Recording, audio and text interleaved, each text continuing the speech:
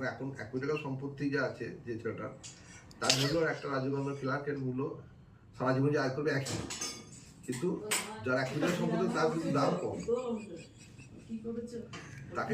তাকে কেউ পাত্র গ্রাহ্য করে না, তাকে কেউ পাত্র গ্রাহ্য করবে না।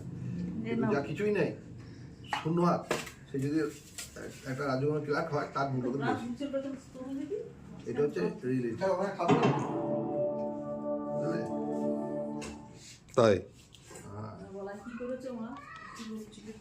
কি লুচি আর পনির তরকারি নাকি গো?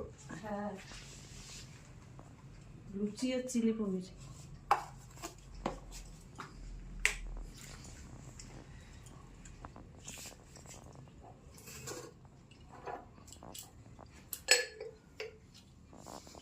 এটা তোমাদের পাড়ুয়ে পনিরটা নাকি? পাড়ুয়ে? হ্যাঁ, কেন ভালো না? নরম নরম একটু। আমাদের বাড়ি চারিদিকে কেমন কি করেছে?